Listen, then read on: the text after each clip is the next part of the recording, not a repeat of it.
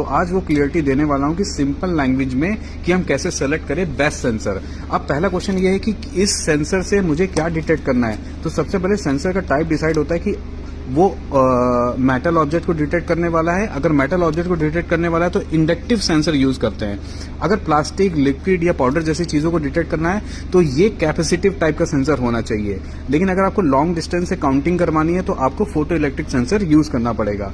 अब बात करते हैं इसके आउटपुट टाइप की, कि आउटपुट टाइप इसका क्या होना चाहिए। तो आउटपुट टाइप दोस्तों एनपीएन जो होते हैं वो ज्यादातर इंडिया और एशिया के प्लांट्स में यूज होते हैं, और पीएनपी जो होता है वो यूरोपियन कंट्रीज में यूज होता है। और इसके बाद एक होता है एनओ चाहिए कि एनसी चाहिए। तो जनरली क्या होता है, एनओ हम तब यूज करते हैं जब ऑब्जेक्ट आए तो ऑन हो जाए, और एनसी तब यूज करते हैं जो नॉर्मली ऑन होगा, ऑब्जेक्ट अगर वहां से लोकेशन से जाए तो ऑफ हो जाए।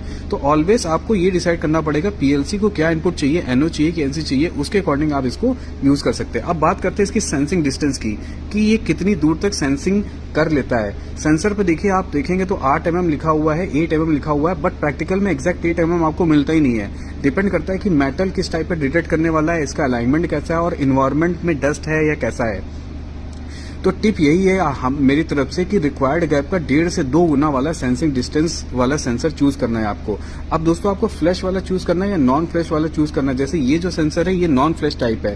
फ्लैश सेंसर में क्या होता है, मेटल सरफेस पूरा यहां तक होता है, वो कॉम्पैक्ट मशीन में यूज होता है, रेंज थोड़ी कम होती है। और नॉन फ्लैश सेंसर जो है वो ओपन माउंटिंग में आप यूज कर सकते हैं। बस खाली ध्यान ये रखना पड़ता है कि आसपास कोई मेटल की सरफेस ना हो। अगर आपको प्रॉपर स्पेसिफिकेशन डॉक्यूमेंट चाहिए जिससे आप कॉन्फिडेंटली डिसाइड कर सको कि कौन सा सेंसर यूज करना चाहिए, तो कमेंट करो प्रॉक्सिमिटी सेंसर, मैं आपको सिलेक्शन स्पेसिफिकेशन शीट शेयर कर दूंगा। अब सेंसर की साइज की बात करते हैं। ये M8, M12, M18 और M13 कई साइज का आता है, लेकिन आपको डिसाइड करना है कि जितना बड़ा सेंसर होगा उसकी डिस्टेंस उतनी बड़ी होगी। लेकिन ज्यादातर प्लांट में M18 सेंसर, जैसे मेरे हाथ में 18 mm का सेंसर है, वो ज्यादातर यूज होता है। M30 जहां पे हैवी ड्यूटी सेंसर यूज करते हैं वहां पे होता है। अब ये सेंसर डीसी टाइप का है।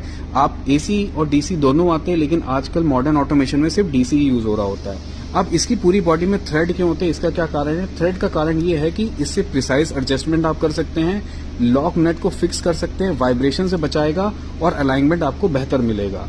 इसके बाद बात करते हैं इसकी कलर कोडिंग की। तो कलर कोडिंग में एक थंब रूल है कि जो ब्राउन वायर होता है, ये जो ब्राउन वायर होता है इसमें प्लस की सप्लाई देते हैं अगर डीसी की बात करें, और ब्लू में जो है वो आपको 0 वोल्ट देना होता है, और ब्लैक में जो है वो उसको आपको आउटपुट मिलता है कि एनओ मिलेगा या एनसी मिलेगा, यानी सिंकिंग मिलेगा या सोर्सिंग मिलेगा, 0 वोल्ट मिलेगा या 24 वोल्ट मिलेगा।